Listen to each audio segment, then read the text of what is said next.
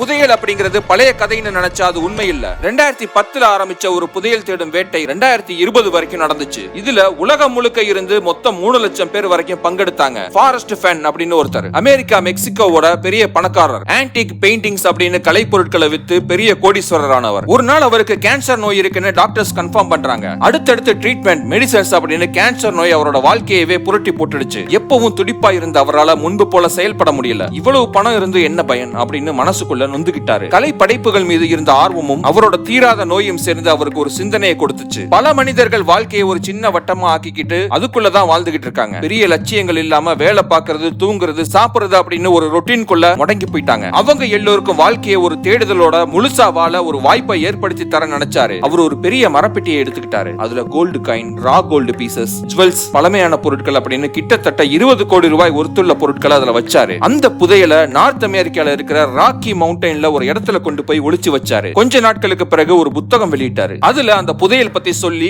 அதை கண்டுபிடிக்க ஒரு கவிதையும் கொடுத்தாரு. அந்த கவிதையில 9 குழு இருந்துச்சு. அந்த 9 குழுவையும் சால்வ் பண்ணினாதான் அந்த புதையல் இருக்கிற இடத்துக்கு போக முடியும். அமெரிக்கா, சீனா, ஜப்பான், ஐரோப்பா, இந்தியா அப்படின்னு பல ஆயிரம் பேர் அந்த புதையலை தேட ஆரம்பிச்சாங்க. அந்த கவிதை ரொம்ப சிம்பிள் தான். ஆனா அதுல இருக்கிற ஒரு வரி பல அர்த்தங்களை கொடுத்துச்சு. அதனால சரியான அர்த்தம் என்னன்னு அவங்களால கண்டுபிடிக்கவே முடியல. சிலர் கிடைச்ச குழுவை வச்சு அந்த புதையலை தேட ஆரம்பிச்சாங்க. ஆனா அவங்க கண்ணு முன்னாடி அந்த பிரம்மாண்டமான பல அமானுஷ்யங்கள் ஒளிஞ்சிருக்கிற ராக்கி மலை சால்வ் பண்ண கவிதையை காட்டிலும் சவாலா இருந்துச்சு. இது ஒரு நார்மல் மவுண்டன் இல்ல. ஆழமான பள்ளத்தாக்கு, காட்டாறு நதிகள், அடர்த்தியான காடு, வனவிலங்குகள், அத்தோட அடிக்கடி மாறும் வெதர் கண்டிஷன். ஜிபிஎஸ் சம்டைம் வேலை செய்யாது, மொபைல் சிக்னலும் கிடைக்காது. இதனால எக்ஸ்பீரியன்ஸ்டு ஹைக்கர்ஸ் கூட உள்ள கால் வைக்கிறதுக்கு பயந்தாங்க. இருந்தாலும் தைரியத்தோட சிலர் அந்த மலை மேல கால் வச்சாங்க. ஆனா போக போக தான் தெரிஞ்சது சரியான விடையை கண்டுபிடிச்சிட்டோம் அப்படின்னு நம்பினா அது தவறான விடை. இதனால பாதை மாறி போய் கஷ்டப்பட்டாங்க. காட்டுக்குள்ள போனா சிலர் உயிரோட திரும்பல. இந்த புதையல் வேட்டையில 5 பேர் வரைக்கும் உயிரிழந்தாங்க. 2020 ஒரு நாள் திடீர்னு ஒரு செய்தி. ஜாக் ஸ்டூப் அப்படின்னு ஒருத்தர் அந்த புதையலை கண்டுபிடிச்சிட்டதா ஃபாரஸ்ட் ஃபென் தரப்புல இருந்து தெரிவிச்சாங்க.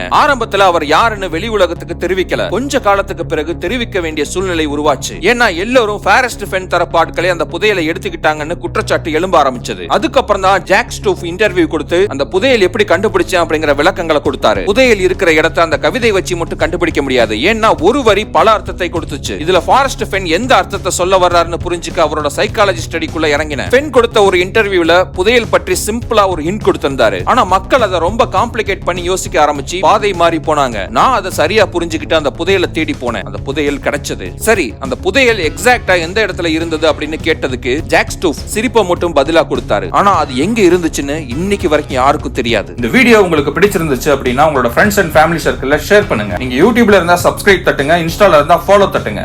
தேங்க்யூ.